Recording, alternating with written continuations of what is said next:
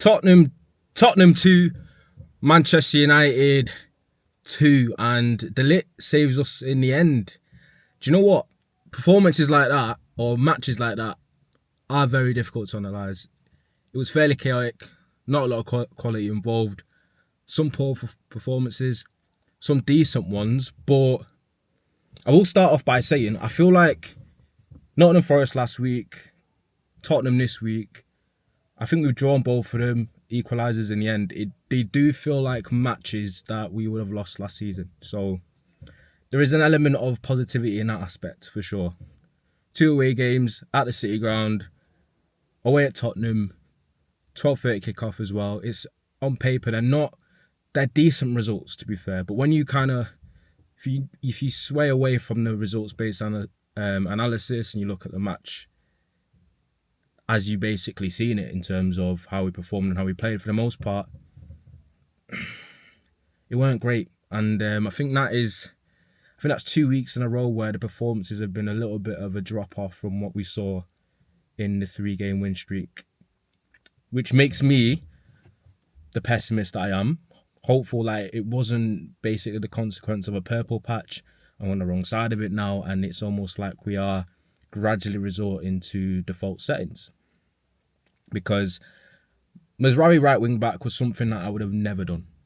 His performances back-to-back weeks haven't been great. He looks rusty, but I don't feel like United with fullbacks in both wing-back positions, I don't think it ever works really, to be honest with you. I feel like you miss out on that extra attacking overload on one side. I think Amad and Mbeumo developed a little bit of a tandem as well, but yeah, I think he just needs time to play himself back into form, but he was definitely a weak point, particularly in the first half.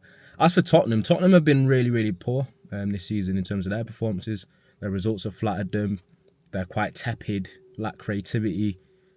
All their matches and their play style are quite metronomic and boring, and they heavily rely on set pieces. And that was a couple of things that I felt like we, for the most part, attempted to deal with. And that's probably why he went for De Ligt and he went for Maguire as a two centre halves, which I did predict that he would do, anticipating. I think Frank came into the game trying to do that. He started Richarlison on the wing, Colin Moani up front, even Brendan Johnson. No, they didn't have Kudus, which would have been a massive boost for us. I think he's been their best attacking player this season. He's the type of ball carrier that United famously struggle against with his power. He's a great outlet for them. He's almost like a release valve. And I think playing a Tottenham side without Kudus, the way that I've watched them this season, that should have been a massive benefit. And I feel like for the most part it was, because I didn't think they laid much of a glove on us until the last 25-30 minutes or so, especially when the changes were made. And I think this has been a massive weak point for Amorim. You could obviously attribute that to squad depth issues and the lack of quality to come off the bench. But I also think some of the tweaks and in-game management ability of Amorim gets found wanting, and it's no coincidence that I've been saying for a long time now that United's second half performances this season have been far and away worse than the first half. Don't know if it's burnout, opposition managers make changes and stuff, and then we can't almost anti-tweak towards that from the coaching perspective, or whether the condition of the players and they burn out, which shouldn't be the case, because Tottenham are dealing with midweek games, our rivals are dealing with midweek games, and we're getting 4 weeks of training, ramping up intensity, and basically can focus and isolate one match on the weekend. And I thought that would actually help us from a physical perspective, but it seems as though second halves, there's always like a bit of a 15-20 minutes where we're massively on the back foot. We basically stop playing. I thought Mbeumo, it does seem that we are becoming very reliant on the output of Bryan Mbeumo. Because obviously Sesko comes on and he has decent bits of play in terms of his hold-up play. Still feel like he needs to develop a little bit of a cutting edge to his game, which he still needs to get into. Obviously with opportunities and matches, you're hoping that progresses and he kind of develops that side of things. But it does feel like it's Mbeumo or bust at the moment. Because I'm here talking about how tepid and the lack of creativity in terms of Tottenham. I thought going forward today, we offered very, very little. And interesting enough, Tottenham and Frank under Frank anyway. Or not even just Tottenham, in terms of Thomas Frank coming to the team, you expected him to make them a lot more compact, defensively sound, they restrict chances, they're quite pragmatic, that's what you thought. I look at Spurs when I've watched them recently, and I looked at them when I watched them today as well, and I thought with extra bits of quality and a little bit more attacking impetus, there were gaps there to exploit, there were gaps, opportunities to kind of, if any time that United strung 3 or 4 passes together, whenever we regained the ball, it felt like we had an opportunity to get in behind them and score. It just didn't really happen enough. I looked at the XG at the end of the game. Tot basically mirrored XG. I think it was 0.99 and 101. So 2-all or shared spells seems fair. And that's for Mathys Tel. Mathys Tel getting on the score sheet, man. I feel like I only ever seen this guy score against United in a Spurs shirt. I haven't seen him do anything else. What all else? Do you know what I mean? It just felt like 2 poor sides. It's hard to come here and do like a long-winded review and analyse it, because it just felt like I watched 2 poor sides today.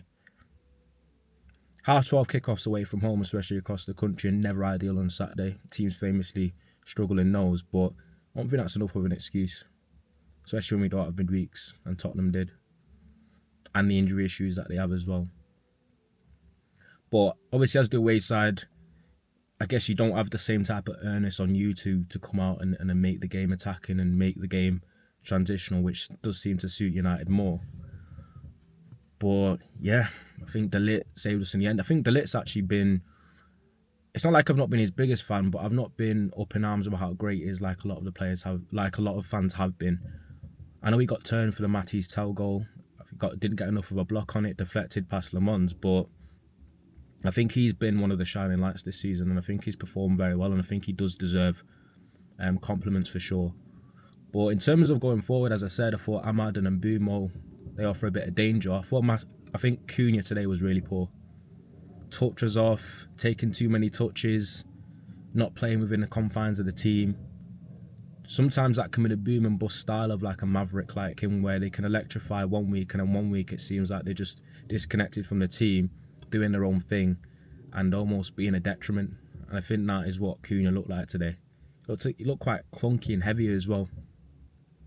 And as for the midfield, shout out to Casemiro. Casemiro again. Casemiro's been playing really well recently. I'm not going to lie to you. And he's barely got any legs left. He can barely sprint faster than 10 miles an hour. But his brain's still there. And he's still showing that quality on the ball that he has. And I feel like when he came off, that's when things started to derail. Obviously, I'm at a Paddock game, as you can see. So I didn't get to see the carnage of the last 10 minutes. So I had to go and see the goals back. I think I stopped watching when it was 1-1. I saw the Mathys Tel goal. I got pissed. I was like, straight off. I was like, you know what, let me lock into the match. Got told that Richarlison scored. That's a goal I actually didn't see. And then I saw De Ligt's head off back post, kind of salvaging it, which obviously shows United still have spirit and have enough character about them to get a result. I still think we have some good quality players. You can talk about the squad depth, because I think that's been a bit of an issue, but I think the game management for Amorim is not great. And it's just, I don't know, 2 draws on the face of it aren't bad results against away at Forest, away at Spurs, as poor as both teams have been, to be fair. But when I'm looking at it from a performance aspect, I'm just hoping, obviously we've got international break now, it isn't just a sign of us kind of resorting to default settings a little bit, because that would be obviously extremely frustrating. Obviously, I'm not quite sure where we are in the league at the moment. I think because we are the first game of the week, so you don't know where United are going to land. But 8 games now without beating Tottenham. I think today was a bit of an opportunity, without Kudus, some of the injuries they have and how poor they've been in general at home. So yeah, it's hard to be disappointed with a last-minute equaliser. Do you know what I mean? Because it's a point that you would have lost. But at the same time, I'm just looking at it and thinking, nothing much to ride home about in general in terms of the performance. I shout out to Dorgu. I thought Dorgu defended really, really well, especially in the first half when I watched.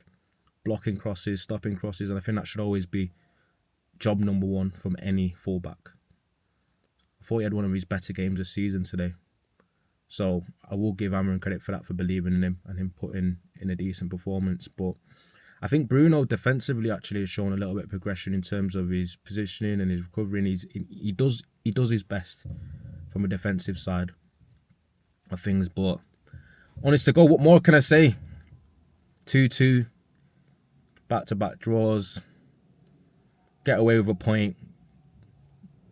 Game we probably would have lost last season. Game management struggles still for Amorim. I still think he's not found, he's not really found like a sustainable method of playing when we kind of have given the ball to kind of build up and create. I think outside of like transitions or mini transitions or artificial regains high up, where we can kind of spring forward and ask the new attacking players that we've bought, who are good players, including Bruno, Cunha, Amad, to kind of just do your thing. I think outside of that, we don't really have much structure to us going forward. And as I've been highlighting as well, I think defensively, United still got a long way to go. 5 at the back, and we're still conceding goals, conceding chances. I think we're 17th or 18th now in the league for expected goals against. But no one wants to speak about that. People only speak about the XG that we've created and blaming our players for not finishing chances. But it's a two-way game. But we go into the international break. Obviously, you can still say 5 games unbeaten, 3 wins, 2 draws. I probably would have taken that for sure before the fixture started. But me, I'm always looking at big picture. I'm thinking, how does it project going forward? And I think the major concern that we do have is how Mbeumo and Amad go into AFCON, how that's going to massively affect us. But anyway, draw, De Ligt at the death saves us. Tottenham 2, United 2, take the points, 12:30 away kick on Saturday. Crap game, we move.